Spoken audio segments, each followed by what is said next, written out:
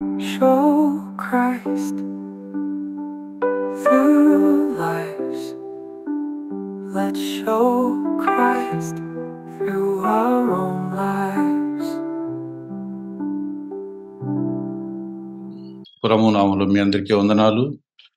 సామెతల గ్రంథంలోని కొన్ని ముఖ్యమైన అంశాలు మనం వారం వారం ఒక్కొక్కటి అంచెలంచెలుగా మనం చూస్తూ వస్తున్నాం. సో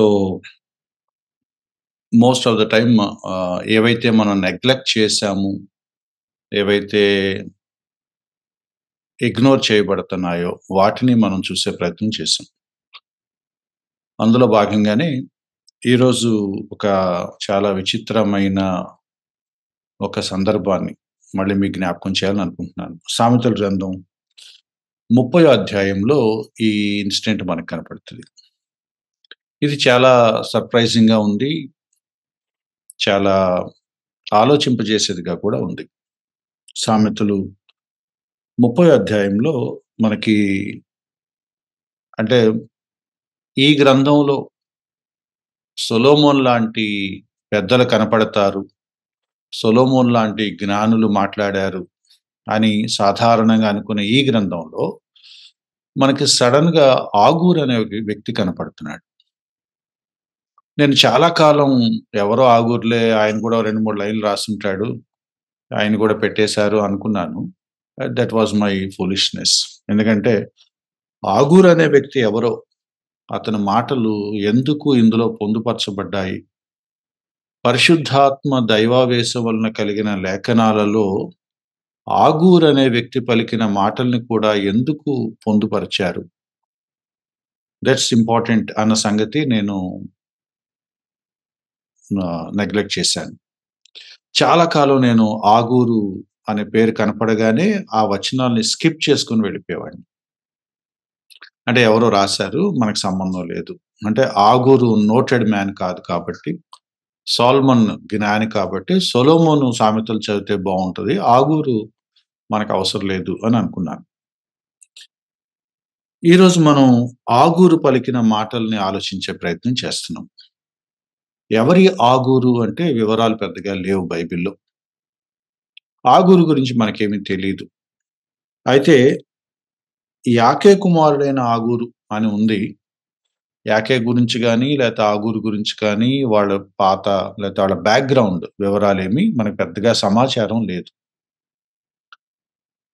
వీళ్ళు యూదుల, అన్యుల అనే విషయంలో కూడా ఒక స్పష్టత లేదు. అంటే కొంతమంది పాగన్ బ్యాక్‌గ్రౌండ్, జెంటైల్ బ్యాక్‌గ్రౌండ్ ఏమో అనుకున్న వాళ్ళు కూడా ఉన్నారు. ఇక్కడ ఇంట్రెస్టింగ్‌గా మనకు కనపడే, ఇంట్రెస్టింగ్ అని నేను క్యాజువల్‌గా అంటున్నాను కానీ, కొంచెం వేగ్‌గానే ఉంది. అంటే సమాచారం లేదు. క్లియర్‌గా లేదు. ఆగూర్ అనే వ్యక్తి ఈతీయేలు, ఈతీయేలునకును, ఒక్కాలునకును చెప్పిన మాటలు. వీళ్ళిద్దరెవరు కూడా మనకు సమాచారం తెలీదు. మనకేం అర్థమవుతుందంటే, ఈయన కూడా ఒక జ్ఞాని, లేకపోతే ఫిలాసఫర్, లేతే ఒక గురువు. ప్రబోధం చేశాడు, లేతే కొంతమందికి నేర్పించాడు. తన జ్ఞానాన్ని ఇతరులతో పంచుకున్నాడు. ఇలా ఈతీయేలు, ఉక్కాలు అనే ఇద్దరు వ్యక్తుల్ని కూర్చోబెట్టి ఒకాయన చెప్పాడా? లేకపోతే ఆగూరు కనపరిచిన జ్ఞానాన్ని ఇద్దరు వ్యక్తులు అంటే శిష్యులుగా పరిగణించాల్సొస్తే ఒకవేళ ఆయన మాటల్ని వాళ్ళు రికార్డ్ చేసి లేకపోతే గ్రంథస్థం చేసి మనకు అందించారా? పూర్తి వివరాలు లేవు. బట్ మనకిక్కడ కనపడుతున్న స్పష్టమైన మాట ఏంటంటే, దేవోక్తి. మొదటి మాటే దేవోక్తి. దేవోక్తి అన్నప్పుడు ఎట్లా తీసుకోవాలి దీన్ని అనే విషయంలో కూడా రకరకాల అభిప్రాయాలున్నాయి. జ్ఞాని కాబట్టి, లేకపోతే సొలొమోన్ లాగా తన పరిజ్ఞానాన్ని వ్యక్తం చేశాడా? లేదా మరి దేవోక్తి అంటే అర్థం ఏంటి? దేవుడు పలికించిన మాటే కదా! ఒరాకిల్ అంటున్నాం. కాబట్టి దైవికమైన అనే అర్థం వస్తుంది కదా! కాబట్టి ఆగూర్ అనే వ్యక్తి పలికిన మాటలు వెనక దేవుడి ప్రేరణ ఉంది అని మనకు అర్థమవుతుంది. సో, అతని ద్వారా దేవుడు పలికించాడు, మన కోసం పలికించాడనే మాట కూడా మనకు అర్థమవుతుంది. దీన్ని ప్రవచనం అని అందామా? దేవోక్తి అన్నప్పుడు అనంటే, ఇది ప్రవచనం కాదు. ఇట్స్ ఏ ఇన్‌స్ట్రక్షన్, ఉపదేశం లాంటిదిది.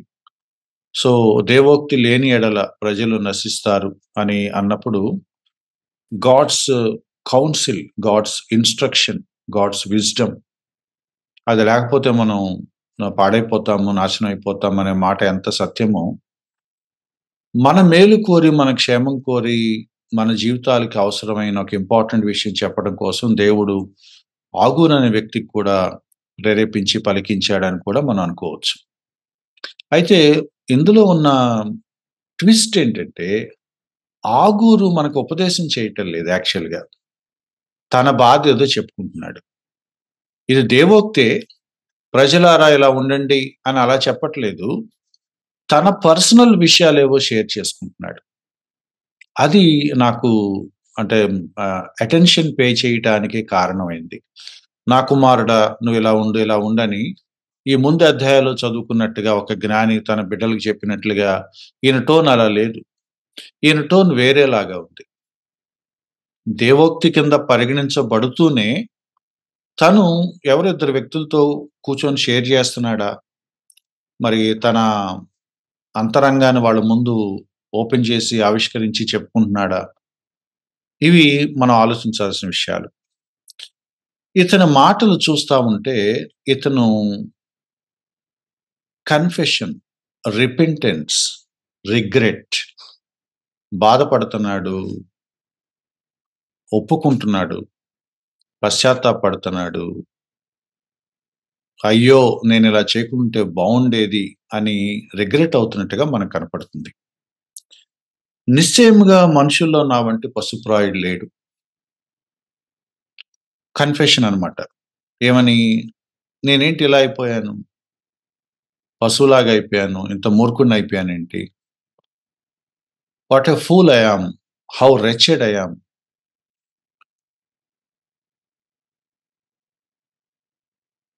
ఇంగ్లీష్‌లో ఓహ్ గాడ్! అని బాధపడుతున్నట్టుగా ఉంది. Oh god! దేవుడా! ఏంటి నేను ఇట్లా అయిపోయాను. నేను ఇలా అయిపోయానేంటి అని దేవుడి దగ్గర బాధపడుతున్నట్టుగా ఉంది. ఆహ్, నిశ్చయముగా మనుషుల్లో నా వంటి పశుప్రాయుడు లేడు. నరులకున్న వివేచన నాకు లేదు. తను ఒక విషయాన్ని ఓపెన్‌గా, బాహాటంగా ఒప్పుకుంటున్నాడు. నేనేంటి ఇంత పశువులాగా అయిపోయాను. నేనింత ఘోరంగా తయారయ్యాను. మనుషుల్లాగా లేనేంటి నేను. నరులకున్న వివేచన నాకు లేదు. నేనింత తెలివి తక్కువోడినయ్యానేంటి. నేనింత మూర్ఖుడినయ్యానేంటి. నాకు వివేచన లేకపోయిందేంటి. నా జ్ఞానం లేకపోయిందేంటి అని బాధపడుతున్నాడు. నేను జ్ఞానాభ్యాసం చేసుకున్న వాడను కాదు. పరిశుద్ధ దేవుని గూర్చిన జ్ఞానం పొందలేదు. సో, ఇక్కడ మనకి క్లారిటీ వస్తుంది. ఏంటి క్లారిటీ అంటే, తను చాలా ఘోరంగా బాధపడుతున్నాడు. ఏ విషయం బాధపడుతున్నాడు అంటే, నేను పశుప్రాయుడినయిపోయాను.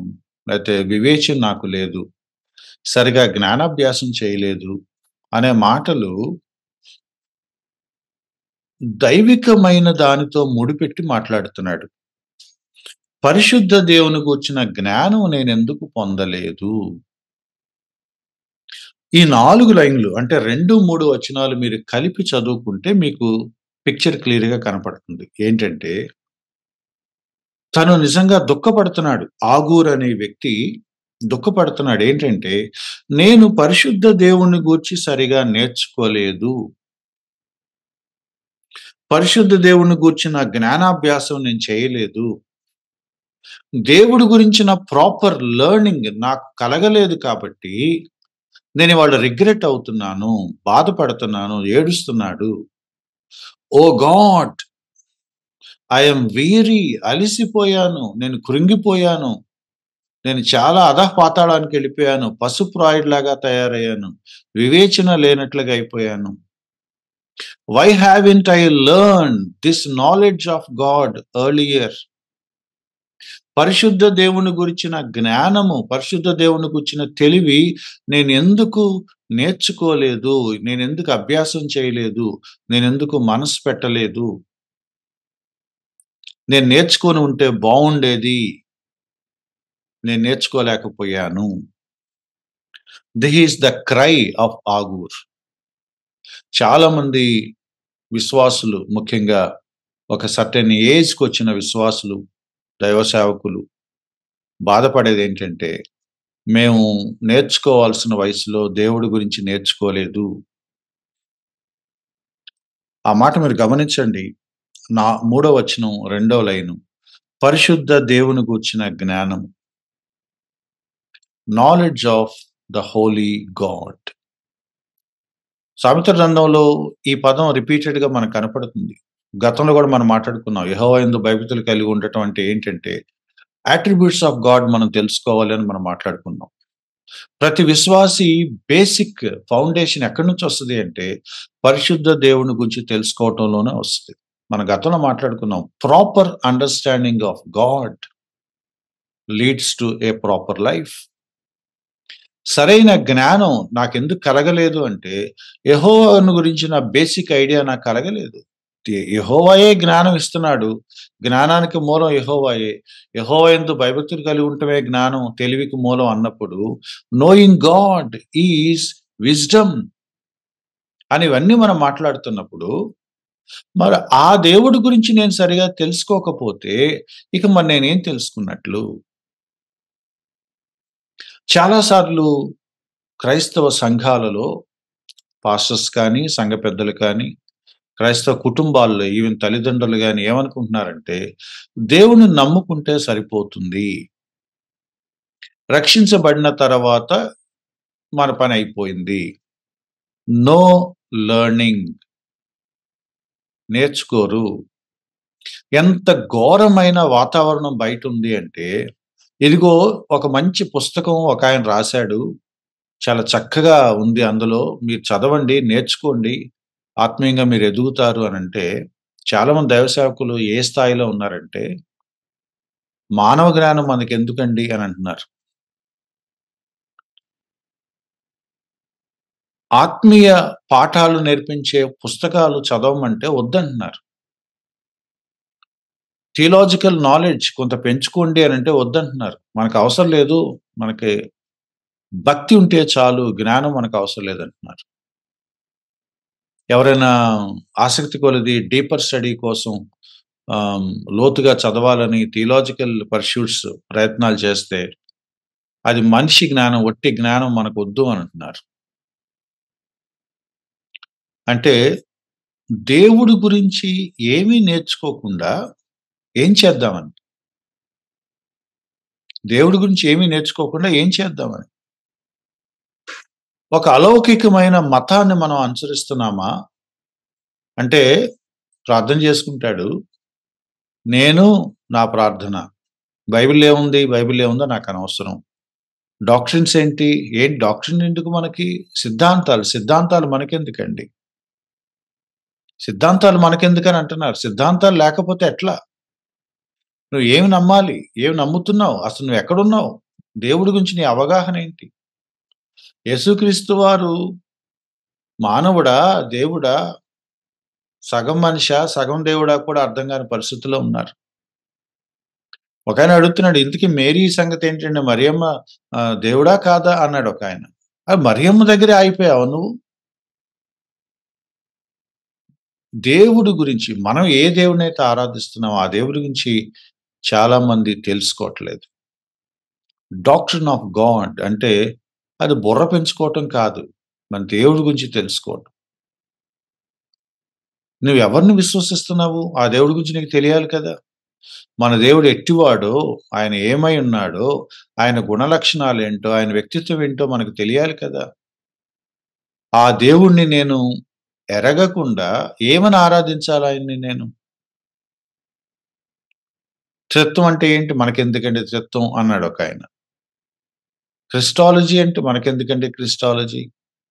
యేసుక్రీస్తు వారు దైవత్వం మనకెందుకు? ఏం కావాలి మరి నీకు? ఏం అవసరం లేదు.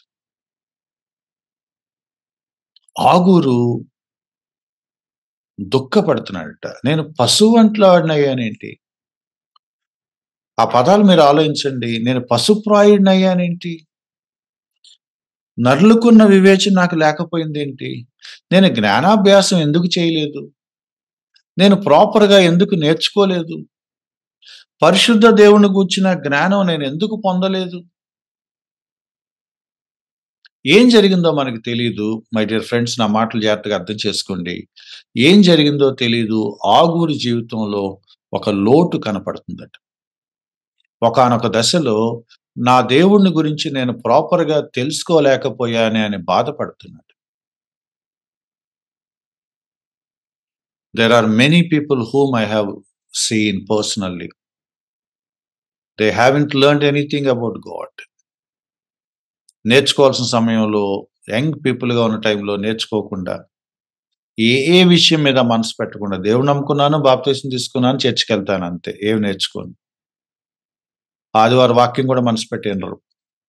ఎవరు చెప్పినా ఒకటే కదండీ! ఎవరు చెప్పినా ఒకటే కదండీ! సంవత్సరాలు వెళ్ళిపోయాక, రక్షించబడ్డారా అంటే రక్షించబడ్డారని అనాల్సొస్తుంది. కానీ ఏనికి ఆన్సర్ తెలీదు. దేనికి వివరం తెలీదు. ఏం చేయాలో తెలీదు. ఏం చేయకూడదో తెలీదు. నేను కొన్ని చోట్లకి వెళ్లి చూస్తే 50, 60 సంవత్సరాల వయసున్న పెద్దలు నిలబడి చిన్న పిచ్చి ప్రశ్నలు అడుగుతా ఉంటే బాధేస్తా ఉంటది. 60 సంవత్సరాల వయసున్న ఒకాయన అడుగుతున్నాడు. బ్రదర్, మరి మా చుట్టూల బంధువులు ఒకళ్ళు హిందూ పెళ్లి చేసుకుంటున్నారు. నేను వెళ్ళొచ్చా? వెళ్ళకూడదా? నువ్వు అడగాల్సింది అదా ఈ వయసులో? You haven't learned anything. ఎన్ని పుస్తకాలున్నాయి, చదవరు. ఎన్ని బోధకులున్నారు, వినరు, నేర్చుకోరు. ఎంత రిసోర్సెస్ అందుబాటులో ఉన్నాయి ఇవాళ, ఏమి వినరు. బట్ ఆగూరు అంటున్నాడు, మేబీ ఆగూరు లాంటి పరిస్థితి మీకు కూడా వస్తదేమో. I have seen most of known people, ఆ ల్యాప్స్, ఆ గ్యాప్ వాళ్ళ చివరి దశలో వాళ్ళకి కనపడుతుంది. మీరు వినే ఉంటారు, ఒక ఆమె చాలా పాపులర్ పాట, హృదయారణ్యంలో వినిపించుచున్నది ఒక కేక నాకు. ఏంటి ఆ పాట క్రై ఏంటి? కళ్ళున్నప్పుడు నేను వాక్యం చదవలేదు, నేర్చుకోలేదు. దృష్టంతా పోయాక చదవాలని ఇప్పుడు నాకు అనిపిస్తుంది. కానీ ఇప్పుడు చదివే అవకాశం లేదు. బలం ఉన్నప్పుడు నేనేమి నీ పని చేయలేదు. కానీ బలమంతా పోయాక ఇప్పుడు నేనేమన్నా చేయాలని అనిపిస్తుంది. చాలా మంది తమ అవసాన కాలంలో, వృద్ధాప్యంలో రిటైర్డ్ అయిపోయాక ఇప్పుడు క్యాంపులకి, రిట్రీట్‌లకి, ట్రైనింగ్ ప్రోగ్రామ్స్‌కి వస్తున్నారు. We really want to learn now, at least now. ఒకాయన అంటున్నాడు, ఇప్పుడు నేర్చుకొని నేనేం చేయాలో నాకు తెలియట్లేదు సురేష్ గారు. But I have to learn అండి. తప్పదండి అంటున్నాడు.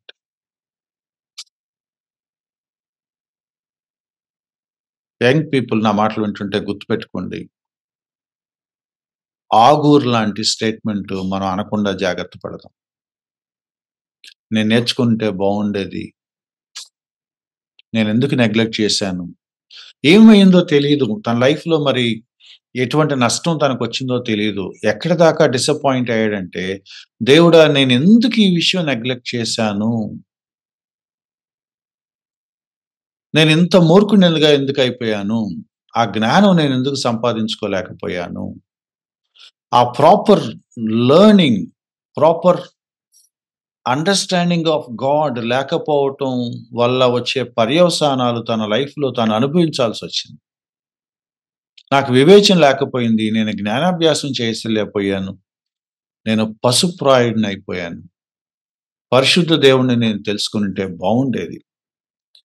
ఇక తనకు తాను మాట్లాడుకుంటున్నాడు. ఆకాశానికెక్కి మరలా దిగిన వాడెవడు? తన పిడికిళ్లతో గాలిని పట్టుకున్న వాడెవడు? బట్టలో నీళ్లు మూట కట్టిన వాడెవడు? భూమి యొక్క దిక్కులన్నీ స్థాపించిన వాడెవడు? ఎవరి గురించి మాట్లాడుతున్నాడు? దేవుని గురించి మాట్లాడుతున్నాడు. ఒక విషయం ఆయనకు అర్థమవుతుంది. నేనేమీ నేర్చుకోలేదు. నాకేమీ తెలీదు. And God is sovereign. God is mighty. God is infinite. సర్వాధికారి అయిన దేవుడు, అనంతుడైన మహాదేవుడు. ఆయనెక్కడ? నేనేమి నేర్చుకోలేకపోయాను. నేనెక్కడ? ఒక దశలో ఆగూరికి ఒక విషయం అర్థమైంది. నేను ప్రాపర్‌గా దేవుడి గురించి తెలుసుకోలేకపోయాను. ఆ దేవుడి గురించి నేను చాలా విషయాలు నెగ్లెక్ట్ చేశాను. ప్రాపర్ అండర్‌స్టాండింగ్ ఆఫ్ గాడ్ నేను నెగ్లెక్ట్ చేశాను. ఆ దేవుడి గురించి నేను తెలుసుకోగలిగిన విషయాలు చాలా ఉన్నాయి. బట్ నేను వాటిని దృష్టి పెట్టలేదు. చాలా ఇంట్రెస్టింగ్‌గా ఈ ప్రశ్నలు వేస్తూ తన లిమిటేషన్స్, తన ఇగ్నోరెన్స్, తన ఫూలిష్‌నెస్‌ని ఒప్పుకుంటూ చాలా విచిత్రంగా దేవోక్తి అన్నారు కదా! దేవుడు పలికించాడేమో. ఆయన పేరేమో, ఆయన కుమారుని పేరేమో నీకు తెలిసుందా? మేబీ ఆ ఇద్దరి శిష్యులతో మాట్లాడుతున్నాడేమో. ఈ ప్రశ్నలన్నీ ఆ శిష్యుల్ని అడుగుతున్నాడేమో. ఒరేయ్ బాబు! మీరన్నా నేర్చుకోండిరా. నేను ప్రాపర్‌గా నేర్చుకోలేదు. చాలా రిగ్రెట్ అవుతున్నాను. చాలా బాధపడుతున్నాను. మీరన్నా నేర్చుకుంటారా? మీకన్నా తెలుసా? ఆకాశానికి ఎక్కి మరలా దిగినవాడు ఎవరో తెలుసా మీకు? ఎవరు పైకెళ్ళి కిందకొచ్చింది? లేకపోతే కిందకొచ్చి పైకెళ్ళింది ఎవరు? ఎవరై ఉంటారు? దేవుడు కిందకొచ్చాడా? మళ్ళీ పైకెక్కాడా? దీని అర్థం ఏమై ఉండొచ్చు? పునరుద్ధానం అందామా? అసెన్షన్ అందామా? ఇన్కార్నేషన్ అందామా? దేవుడు తనను తాను రివీల్ చేసుకునే క్రమంలో మేనిఫెస్టేషన్స్ అందామా? మీకు తెలుసా ఆ స్టోరీస్ అన్నీ? అడుగుతున్నాడు వాళ్ళని. తన పిడికిళ్ళతో గాలి పట్టుకున్న గాడ్ సావరెనిటీ తెలుసా మీకు? సృష్టిని దేవుడు ఎలా కంట్రోల్ చేస్తాడో మీకు తెలుసా? మీకు ఐడియా ఉందా? ఆయన గుణగణాలు స్టడీ చేసారా? ఆయన ఆమ్నిషియన్స్ మీకు ఐడియా ఉందా? ఆయన ఆమ్నిపోటెన్స్ మీకు ఐడియా ఉందా? సర్వాధికారి, సర్వవ్యాపి, సర్వ జ్ఞానం కలిగిన వాడు, సర్వశక్తులు కలిగిన వాడు. ఆయన గుణగణాలు మీరు స్టడీ చేసారా? సర్వ సమృద్ధి గలవాడు. ఇవన్నీ అడుగుతున్నాడు. ఈ మాట కూడా అన్నాడు. ఆయన పేరేంటో, ఆయన కుమారుని పేరేంటో మీకు తెలుసా? ఇంట్రెస్టింగ్ థింగ్ ఏంటంటే, ఎక్కడో ఆగూరికి ఈ హింట్ దొరికిందట. మీకు తెలుసా about God and his son? దేవుడి గురించి తెలుసా మీకు? దేవుడి కుమారుడు గురించి మీకు తెలుసా? చాలా ఆశ్చర్యం ఏంటంటే, ఏనాటి సంగతి సామెతల కార్యక్రమం ఆగూరు అనే వ్యక్తికి త్రిత్వం గురించి ఎవరు చెప్పారు? యేసుక్రీస్తు వారి గురించి ఎలా మాట్లాడుతున్నాడు? దేవుని కుమారుడు గురించి ఎలా మాట్లాడుతున్నాడు? నీకు తెలుసా దేవుడి గురించి, దేవుని కుమారుడు గురించి అని తన శిష్యుల్ని ఎలా అడుగుతున్నాడు? సో, మేబీ యేసుక్రీస్తు వారి గురించిన కొన్ని హింట్స్ నిదానంగా తెలుసుకున్నాడేమో. మేబీ అరే! ఇంకా ఎర్లీగా నేను తెలుసుకొనుంటే ఇంకా చాలా మిస్ అవ్వకుండా ఉండేవాడినేమో అని రిగ్రెట్ అవుతున్నాడా? We don't know. బట్ ఒకటి మాత్రం మనకు అర్థమవుతుంది. తన చివరి అంటే రిగ్రెట్ అవుతున్న ఫేజ్‌లో అప్పటికి చాలా విషయాలు తనకు అర్థమవుతున్నాయి. దెన్ రిగ్రెట్ అవుతున్నాడు. నేను ఇంకా ముందు నేర్చుకొనుంటే బావుండేది. నేను చాలా టైం వేస్ట్ చేశాను. నేను చాలా నేర్చుకోలేదు. వీళ్ళని అడుగుతున్నాడు. తన శిష్యుల్ని పర్‌హాప్స్ అడుగుతున్నాడు. మీకన్నా తెలుసా? మీరు కూడా నెగ్లెక్ట్ చేస్తున్నారా? ఆయన ఎవరో తెలుసా? ఆయన ఏమై ఉన్నాడో తెలుసా? ఆయన ఎటువంటి వాడో మీకు తెలుసా? ఆయన ఎటువంటి కార్యాలు చేస్తాడో తెలుసా? ఆయన గురించి గాని, ఆయన కుమారుడు గురించి గాని మీకు తెలుసా? చాలా ఫ్యాసినేటింగ్‌గా he was talking about Christ. ఒకటి తన కన్ఫెషన్, తన రిగ్రెట్ దాన్ని నేను ఎక్కువ స్ట్రెచ్ చేయలేను. దానికున్న ఆ ఇంటెన్సిటీ నేను డిస్టర్బ్ చేయడం నాకు ఇష్టం లేదు. ఒకటి ఆగూర్స్ కన్ఫెషన్ ఏంటంటే, దేవుడి గురించి తెలుసుకోవాల్సిన సమయంలో సరిగ్గా తెలుసుకోలేదు. చాలా బాధపడుతున్నాడు.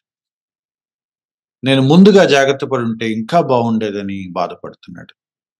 నాలాగా మీరు చేయొద్దు అన్నట్లుగా తన శిష్యులతో మాట్లాడుతున్నాడు. ఒకటి హిస్ కన్ఫెషన్. 5, 6 వచనాలు మరి ఎవరిని ఉద్దేశించి మాట్లాడుతున్నాడో, తన శిష్యులతో మాట్లాడుతున్నాడా? లేదా ఇప్పుడు దాకా ఉన్న తన రిగ్రెట్ ఆధారంలో అంటే ఆ అనుభవంలోంచి వచ్చిన మాటలా? కరెక్ట్‌గా ఆ థ్రెడ్ మనకు దొరకలేదు కానీ, చాలా ఇంపార్టెంట్ మాట ఒకటి చెప్తున్నాడు. దేవుని మాటలన్నీయు పుటము పెట్టబడినవి. తన లైఫ్‌లో ఒకటి తను నేర్చుకోవాల్సింది సరిగా నేర్చుకోలేదు. మనసు పెట్టాల్సిన వాటి మీద సరిగా మనసు పెట్టలేదు. మరి ముఖ్యంగా దేవుడిని అర్థం చేసుకునే పనులు సరిగా చేయలేదు. పరిశుద్ధ దేవుని గురించి సరిగా తెలుసుకోలేదు. అది క్లియర్‌గా చెప్పేసాడు. నేను సరిగా నేర్చుకోలేదు. రెండోది ఏం చెప్తున్నాడంటే, తన లైఫ్ అంతట్లో తను నేర్చుకున్న ఒక ప్రధానమైన రెండవ సత్యం ఏంటంటే, గాడ్స్ వర్డ్ ఈజ్ ప్యూర్. దేవుని మాటలు అత్యంత స్వచ్ఛమైనవి, పుటం పెట్టబడినవి, ఏ కల్తీ లేదు, సంపూర్ణమైన, పరిపూర్ణమైన సత్యవాక్కులవి. ఇక దానికి కలపటానికి వీల్లేదు, తీసేయటానికి వీల్లేదు. పుటం పెట్టబడినవి, రిఫైన్డ్, ప్యూర్, క్లీన్, హోలీ. ఆయన ఆశ్రయించే వారికి ఆయన కేడెం. ఆయన మాటలు స్వచ్ఛమైనవి. అలాగే ఆయన కూడా నమ్మదగినవాడు, యథార్థమైనవాడు. ఆయనను ఆశ్రయించామా డామ్ షూర్ ఆయన నీకు సహాయం చేస్తాడు. ఖచ్చితమైన మాటలు కొన్ని చెప్తున్నాడు. ఆయన వాక్కు పుటం వేయబడినది. ఆయన మనం ఆశ్రయిస్తే ఖచ్చితంగా ఆయన మనకు ఆధారం, కేడమై ఉంటాడా. He will never disappoint us. దేవుడి గురించి మనం నమ్మాల్సిన 2 విషయాలు అన్నట్టు. ఒకటి, ఆయన వాక్యం గురించి మనకి ఖచ్చితమైన అష్యూరెన్స్ ఉండాలి, నిశ్చయత. 2, ఆయన గుణగణాల గురించి నిశ్చయత. I know my Lord. నా దేవుడు ఏమై ఉన్నాడో నాకు తెలుసు. ఆయన ఏం చేస్తాడో నాకు తెలుసు. ఏమి చేయడో కూడా నాకు తెలుసు. ఆయన ఎటువంటి వాడో నాకు తెలుసు. ఆయన అంతే, ఆయన మాటలు అంతే, ఆయన వాక్కులు అంతే. ఖచ్చితమైన ఒక నిశ్చయత కలిగిన వాడు. ఆయన మాటలతో ఏమీ చేర్చకు. కాబట్టి తన అనుభవాన్ని, లైఫ్ ఎక్స్‌పీరియన్స్ అంతటిని రంగరించి చెప్తున్న మాట ఏంటంటే, దేవుడి గురించి ప్రాపర్ అండర్‌స్టాండింగ్ నీకున్నప్పుడు, దేవుని వాక్యం గురించిన ఒక అండర్‌స్టాండింగ్ నీకొస్తది. సో, దేవుని గురించి, దేవుని వాక్యం గురించిన రైట్ అండర్‌స్టాండింగ్ నీకెప్పుడైతే కలిగిందో, గుర్తుపెట్టుకో, దానికి ఏమి కలిపే ప్రయత్నం, దుస్సాహసం చేయొద్దు. Don't add anything to God's word. దేవుని మాటలకు ఏమీయు చేర్చొద్దు. అది చాలా ఘోరమైన నేరం. దేవుడు మాట్లాడిన మాటలు పుటం వేయబడినవి, అత్యంత పవిత్రమైనవి.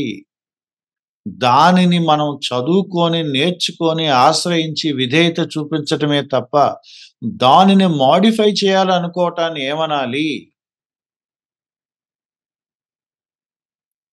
Editing God's word, modifying God's word, altering God's word, changing God's word. నా మాటలు మీకు అర్థమవుతున్నాయో లేవో? దేవుని మాటలకి చిన్న చిన్న స్వల్పమైన సవరణలు చేయటం, చిన్న చిన్న మార్పులు చేయటం, కొన్ని కలపటం, కొన్ని తీసేయటం, చిన్న చేంజ్ చేద్దాం, ఇలా అయితే ఇంకా బాగుంటది. ఘోరమైన నేరాలవి. ఇలా కంటే ఈ వచనం ఇలా చెప్తే ఇంకా బాగుంటది అని మీరు అంటున్నారు అంటే, మీరు ఘోరమైన ఒక అనని స్టేట్మెంట్ అంటున్నారు. ఏమని? దేవుడికి చెప్పటం కుదరలేదు, నేను దాన్ని ఎలా చెప్పాలో చెప్తున్నాను. You are raising your finger, you are pointing out the wisdom of God. ఈ వచనం ఇలా కాకుండా ఇలా ఉంటే బాగుండేది అని మీకు ఎప్పుడైనా అనిపించిందా? మీరు తెలియకుండా ఏమంటున్నారో తెలుసా? దాన్ని సరిగ్గా రాయటం దేవుడికి చేత కాలేదు. నేనైతే బాగా రాసుండేవాడిని. And you think you are wiser than God? How fools we are! How fools we are! చాలా సార్లు బ్రదర్ ఇట్లా చెప్పకూడదు బ్రదర్ సువార్త అన్నాడు ఒకాయన. ఇలా చెప్పకూడదు సువార్త. మరెలా చెప్పాలి? అంటే దేవుని సువార్త, దేవుడు లేఖనాల్లో రాయించిన సువార్త, దేవుడు చెప్పిన దానికంటే భిన్నంగా చెప్పి నువ్వు దేవుడి కంటే తెలియగలవాడివి అని చూపించుకుంటున్నావా? They they feel that they are wiser than God. ఎంత ఘోరమైన, భ్రష్టమైన మానవ స్వభావం చూడండి. లేఖనాల్లో ఎలా ఉంటే అలా చెప్పటం, ఎలా ఉంటే అలా అంగీకరించటం ఇంకా మనకు అలవడలేదా? మనం కూడా పశుప్రాయుల్లాగానే ఉన్నాం కదా!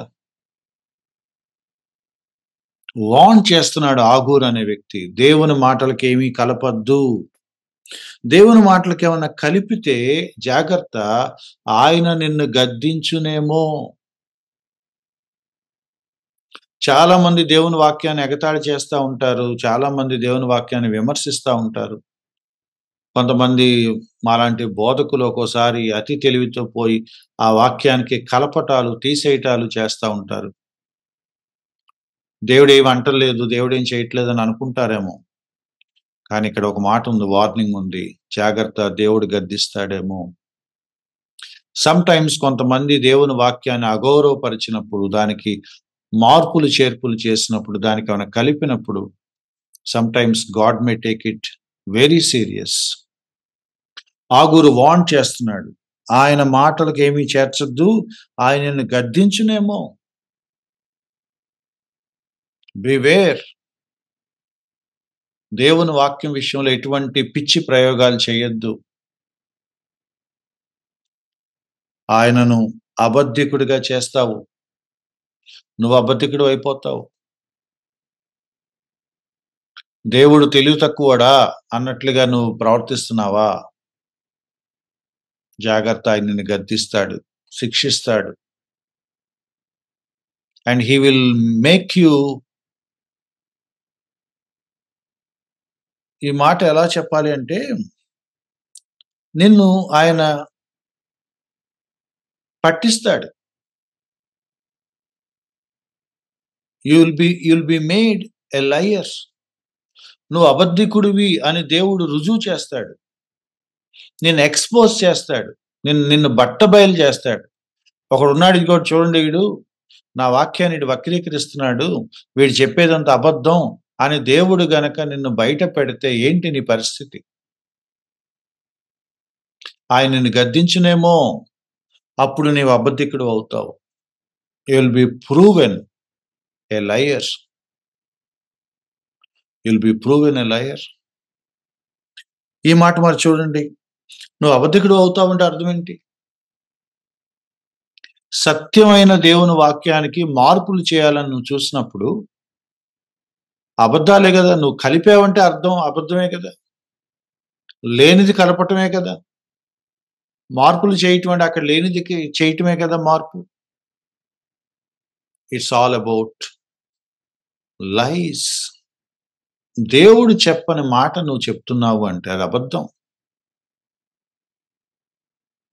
దేవుడు చెప్పకుండా నువ్వు చెప్పినట్టు, దేవుడు చెప్పినా కూడా నువ్వు చెప్పకపోతే అది కూడా అబద్ధమే. దేవుని మాటను ప్రజలకు అందించకుండా నువ్వు ఏం చేసినా కూడా అది అబద్ధమే. God's word truth.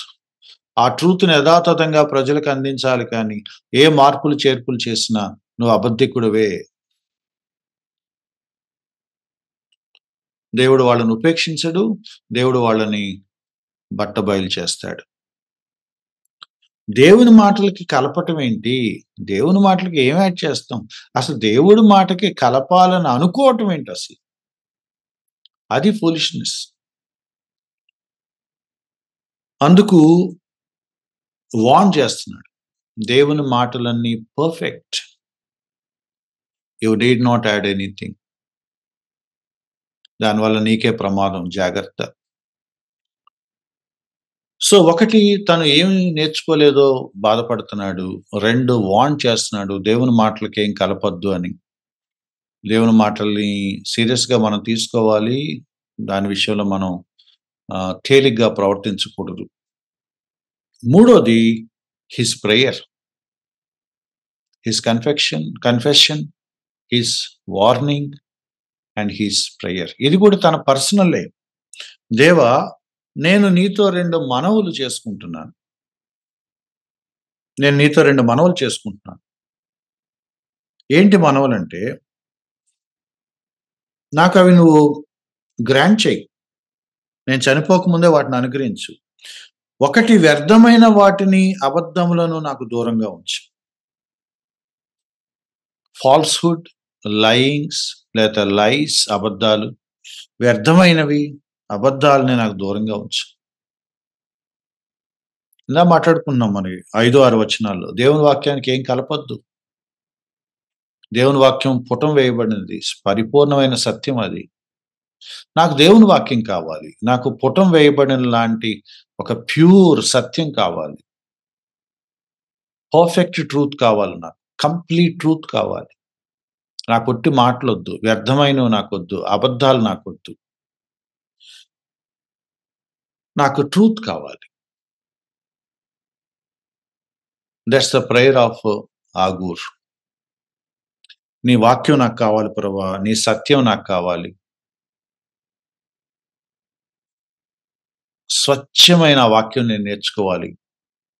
వ్యర్థమైనవి నాకొద్దు. అబద్ధాలు నాకొద్దు. నీ వాక్యానికి కలిపి జోడించి చెప్పే వాళ్ళ బోధలు నాకొద్దు. ప్యూర్ గాడ్స్ వర్డ్ నాకు కావాలి.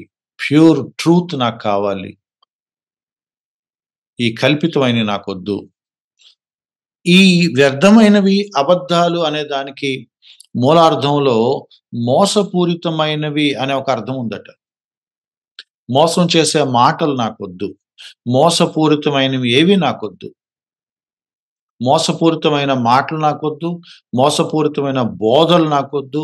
మోసపూరితమైన జీవిత విధానం నాకొద్దు. మోసపూరితమైన ఆలోచనలు కూడా నాకొద్దు.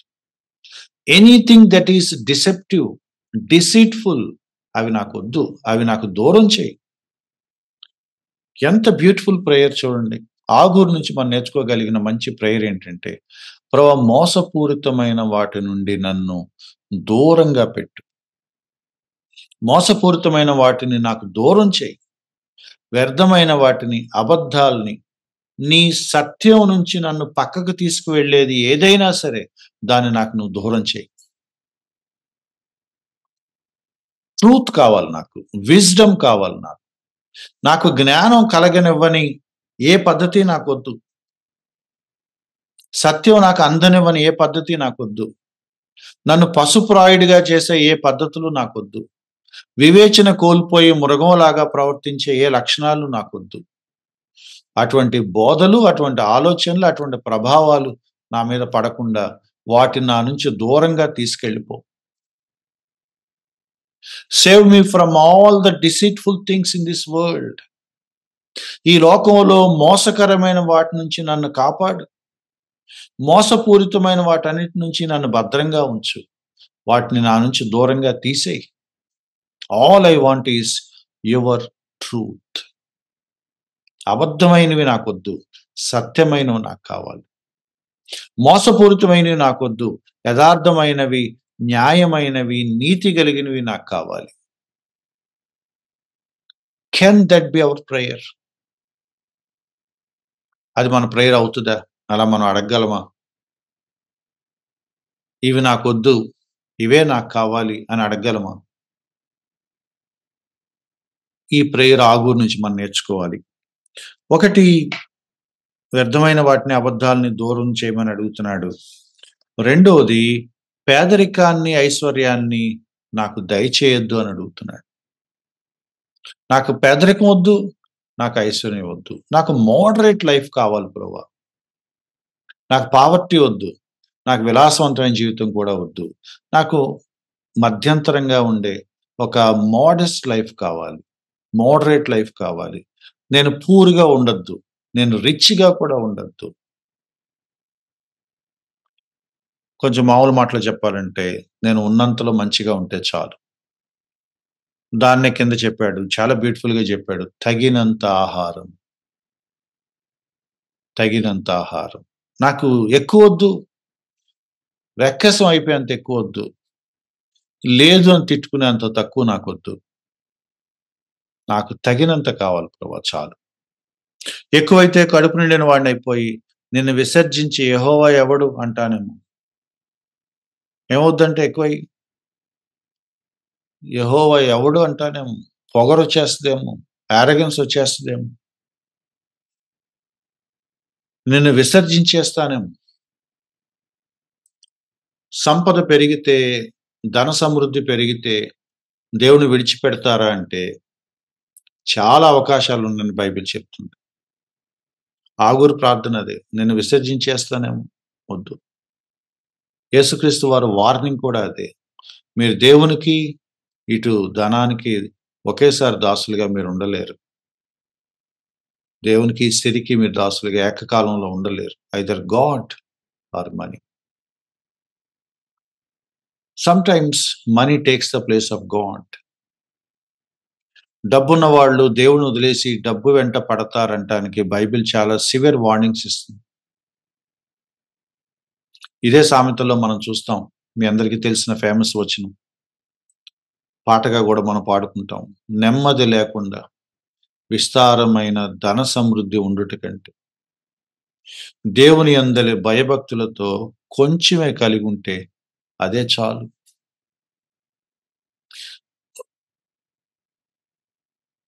విస్తారమైన కలిమి దేవుడు లేకుండా,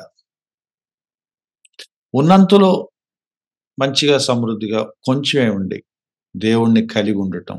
సీ ద డిఫరెన్స్. దేవుణ్ణి కలిగి కొంచెమే ఉండటం. దేవుడు లేకుండా బోలెడంత కలిగి ఉంటాం. See the difference. ఆగూరు ప్రార్థన చేస్తున్నాడు. పేదరికం అనొద్దు, ఐశ్వర్యం నాకొద్దు. ఎక్కువైతే యెహోవా ఎవడంటానేమో. అక్కడ తక్కువైతే బేదనై దొంగిలి నా దేవుని నామాన్ని దూషిస్తానేమో. యారగెన్స్ లేకపోతే ఇన్సల్టింగ్ గాడ్, డిజానరింగ్ గాడ్. దేవునికి ఎదురు తిరుగుతానా? దేవుని దూషిస్తానా? దేవుని తప్పుపడతానా? దేవుని లెక్క చేయకుండా అయిపోతానా? దేవా నాకు ఇది దయచేసి నాకు ఇది అనుగ్రహించు. ఒకటి నీ ట్రూత్ కావాలి నాకు. నీ ట్రూత్ నుండి నన్ను పక్కకు తీసుకువెళ్ళే ప్రభావాలు, వ్యర్థమైనవి, అబద్ధాలు, పరిస్థితులు నాకొద్దు. 2 నాకు అధికమైన ఆస్తి ఇవ్వద్దు. నాకు పేదరికాన్ని ఇవ్వద్దు. అది ప్రాబ్లమే, ఇది ప్రాబ్లమే. తగినంత నాకు చాలు. ఈ ప్రేయర్‌లో ఉన్న బ్యూటీ ఏంటంటే మై డియర్ ఫ్రెండ్స్, ఒకటి దేవుడి నుంచి నన్ను దూరంగా తీసుకువెళ్ళిపోయే అబద్ధాలు. 2 దేవుడి నుంచి నన్ను దూరంగా తీసుకువెళ్ళిపోయే నా ఆర్థిక పరిస్థితి. పేదరికము నన్ను స్పిరిచ్యువల్‌గా ఉండనివ్వదేమో. రిచెస్ నన్ను స్పిరిచ్యువల్‌గా ఉండనివ్వేమో. నేను ఆత్మీయంగా బావుంటే చాలు. నా లేమి నా ఆత్మీయ జీవితానికి అడ్డు కాకూడదు. నా కలిమి నా ఆత్మీయ జీవితానికి అడ్డు కాకూడదు. నేను ఇంకొంచెం తెలుసుకుంటే బావుండదని ఎందుకంటున్నాడో తెలుసా? ఈ అవేర్‌నెస్ కోసం. ఆ ట్రూత్ గురించిన అవేర్‌నెస్ కోసం. ఈ వ్యర్థమైన వాటిని, అబద్ధాలని ఇంకా పసిగట్టడం కోసం. నాకది అనుగ్రహించు ప్రభువా అని అడుగుతున్నాడు. ఈ ప్రేయర్‌లో ఇందాక నేను మాట్లాడుతున్న బ్యూటీ ఏంటో తెలుసా? దేవా నన్ను నీ నుంచి దూరం అవ్వనివ్వద్దు. నన్ను నీ నుంచి దూరం చేసే అబద్ధాలు, ఆర్థిక పరిస్థితి నాకొద్దు. ఇంకా సింపుల్ చెప్పాలంటే, అవి డబ్బులు కానివ్వండి, అది జ్ఞానం కానివ్వండి, పరిస్థితులు కానివ్వండి, దేవుడి నుంచి నన్ను దూరం చేసేది ఏది నా లైఫ్‌లో ఉండటానికి వీల్లేదు. దేవా నన్ను నీ నుంచి దూరం చేసే ఇవి కానీ నాకు అనుగ్రహింపొద్దు. ఇవి నా లైఫ్ టైమ్‌ను నాకివ్వాల్సిన నా మనవులు అని అడుగుతున్నాడు. నేను ఇంటర్మీడియేట్ చదువుతున్న వయసులో ఈ ప్రేయర్ నాకు దొరికింది. I really took it very serious. Even till today, I make this prayer quite often. ఎక్కువ వద్దు, తక్కువ వద్దు. I want to be a normal Christian. I want to be an average man. సాధారణ మనిషిలాగా నేను సొసైటీలో బ్రతకాలి. నాకు ఎక్కువ వద్దు, నాకు తక్కువ వద్దు. కొన్ని సందర్భాలు నాకు తెలుసు, సురేష్ గారు మీ కారు లేదా? ఇంకా కారు తీసుకోపోవటం ఏంటండి? ఏమొద్దు కారు తీసుకోపోతే? ఒకాయన వచ్చాడు, మేము అద్దెంట్లో ఉన్నాం ఒక టైంలో. "ఈ ఇంట్లో ఎట్లా ఉంటున్నారు మీరు?" అన్నాడు. "We are glad that we live in this house." దేవుడు మాకిచ్చిన ఒక చిన్న ఇల్లు. We are so happy to live here.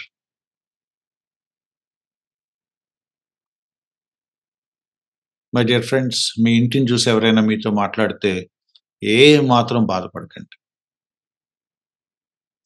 ఇల్లు కొనుక్కోలేదా అని ఎవరిని అడిగితే బాధపడొద్దు. కొనలేదండి. సిగ్గుపడకుండా చెప్పండి. పలానా కారు తీసుకోలేదా? తీసుకోలేదండి. నేను చెప్పేవాడిని నాకంత డబ్బులు లేవండి. ఇంకా తీసుకోపోవడం ఏంటి? ఈ పాటికి తీసుకోవాలి. లేదండి అవసరం లేదు నాకు. మీ దగ్గర ఏమి లేదు, అది లేదని చెప్పుకోవడానికి మీరు సిగ్గుపడొద్దు. అస్సలు సిగ్గుపడొద్దు.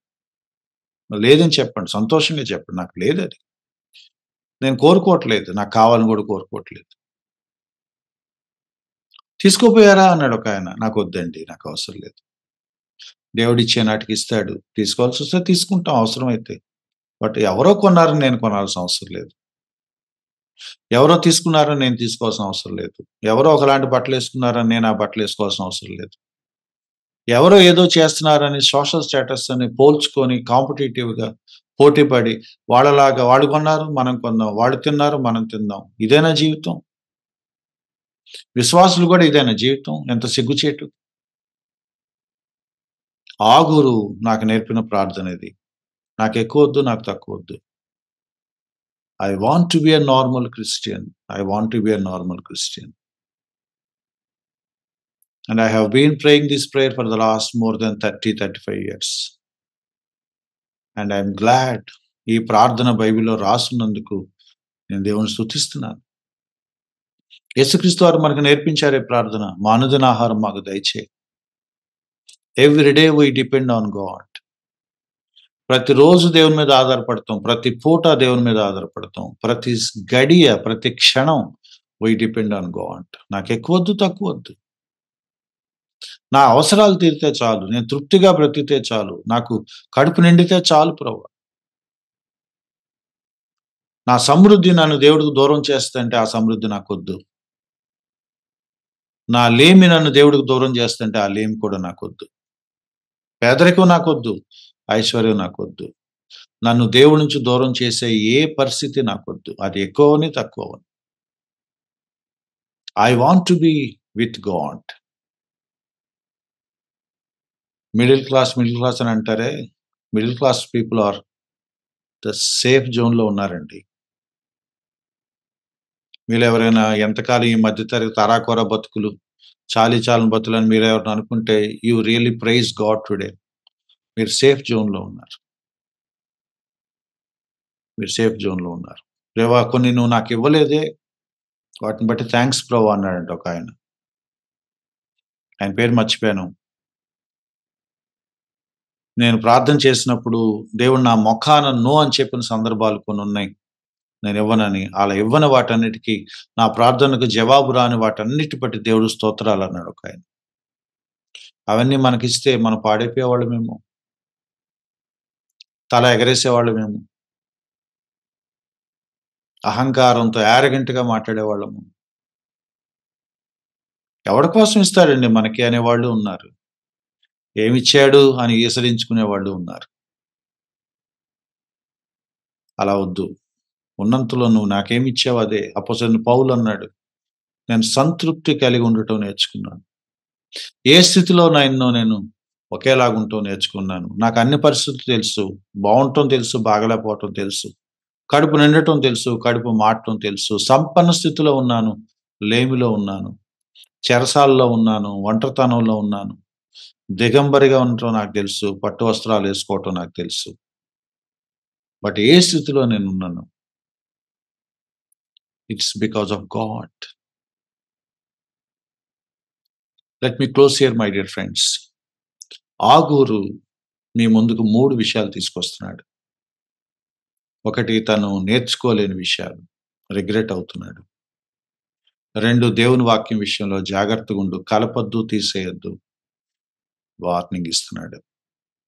అండ్ మూడోది, చాలా యథార్థమైన ప్రార్థన చేస్తున్నాడు. ప్రభువా, నా ఆర్థిక పరిస్థితి గాని, నా ఆత్మీయ పరిస్థితి గాని, దేవుడి నుంచి దూరం చేసే ఏ పరిస్థితి నాకొద్దు. ఆగూరు ప్రార్థన మొదటి నుంచి బైబిల్‌లోనే ఉందండి. మనమే చూడలేదు. ఎబ్బేజు ప్రార్థన ఎక్కడో కనపడితే, ఎబ్బేజు ప్రార్థన మీద విశాలాలు, టెంట్లు పెంచేసుకోండి, సరిహద్దులు విశాలం చేసుకోండి అని ప్రసంగాలు చేసి, పుస్తకాలు రాసేస్తే మనం వాటిని పట్టుకొని ఊగిపోయాం. మనకి స్వార్థపూరితమైన ఉద్దేశాలుంటాయి. నా టెంట్లు విశాలం చేయి అనే వచనాలు కనపడితే క్లెయిమ్ చేస్తామా? సరిహద్దులు విశాలపరచమంటే ఇదిరా ప్రేయర్ అని మనం దాన్ని తీసుకుంటామా? నాకు ఎక్కువొద్దు, తక్కువొద్దు ప్రభా, తగినంత ఆహారం ఇవ్వు ప్రభా అంటే ఆగురు చేసుకుంటాడులే అనుకుంటారా? అర్థమైపోవట్లేదా మన హృదయాలు ఎలా ఉన్నాయో? మా అనుదిన ఆహారం నేను మాకు దయచేయమని యేసుక్రీస్తు వారు, మన ప్రభువారు స్వయంగా నేర్పిస్తే, ఆ ప్రార్థన మీకు నచ్చలేదా? సరిహద్దులు విశాలం చేసుకోవాలంటే ఎబ్బేజు ప్రార్థన నచ్చుద్దా మీకు? తలగా ఉంచుతాము, తోకగా ఉంచొద్దంటే మీకు నచ్చుద్దా? నాకేం వద్దు ప్రభు, ఉన్నంతలో తగినంత ఆహారం అంటే నచ్చదా? అర్థం అవ్వట్లేదా మన మనసేంటో? ఆగూరు అంటున్నాడు, నాకెవరు నేర్పించలేదే. నేనెందుకు నేర్చుకోలేకపోయాను? పశుప్రాయుడిని అవ్వలేదా నేను? వివేచన లేకుండా బతకలేదా? ఎందుకు అంటే, నేను సరిగా నేర్చుకోలేదు. పరిశుద్ధ దేవుని గురించి నేను తెలుసుకోలేదు. నౌ ఐ రిగ్రెట్ అంటున్నాడు. నేను కొంచెం మొరటుగా మాట్లాడితే I'm really sorry, but I have to say this. బైబిల్‌లో మీకు ఎలాంటి ప్రార్థనలు నచ్చుతున్నాయి? యేసుక్రీస్తు వారి ప్రార్థన ఎందుకు మీకు నచ్చలేదు? ఆగూరు ప్రార్థన మీకెందుకు నచ్చదు? Because your mind is polluted. I challenge particularly young people. 1, ఎంత నేర్చుకోగలిగితే దేవుడి గురించి అంత నేర్చుకోండి. రిగ్రెట్ అవ్వద్దు. 2, దేవుని వాక్యం మీద ప్రయోగాలు చేయొద్దు. కలపొద్దు, తీసేయొద్దు. అండ్ థర్డ్ వన్, ఆగూరు ప్రార్థన మీ ప్రార్థన కింద మీరు చేసుకోగలరా? 2 మనవులు కావాలి ప్రభువా. అబద్ధాలు, వ్యర్థమైన వాటి నుంచి దూరం చేయి. పేదరికాన్ని, ఐశ్వర్యం వద్దు, నాకు తగినంత ఇవ్వు చాలు. I want to be close to you. అబద్ధమైనవి, వ్యర్థమైనవి నన్ను నీ నుంచి దూరం చేయకూడదు. పేదరికం, ఐశ్వర్యం నన్ను నీ నుంచి దూరం చేయకూడదు. నన్ను నీ నుంచి దూరం చేసే ఏ పరిస్థితులు నాకు నువ్వు అనుగ్రహించొద్దు. ఇది నా మనవి. What a humble prayer Agur made. నాకు తెలీదు, నా ఇంటర్మీడియేట్ వయసులో నాకు సామెతల రంగంలో మొట్టమొదటి ఇన్‌ఫ్లూయెన్స్ ఆగూరే. And that prayer really saved me from many distractions. చాలామంది బోధకుల్లాగా నేను కూడా విలాసవంతంగా బ్రతకకుండా, నన్ను దేవుడు పక్కకు లాక్కొచ్చి ఒక చోట కూర్చోబెట్టి, ఇగో ఇది నీ లైఫు అని నేర్పించడానికి మొదటి పాఠం ఆగూరు ప్రార్థన. I really praise God for that great man of God, for that great prayers, for that great book of Proverbs. Thank you. God bless you.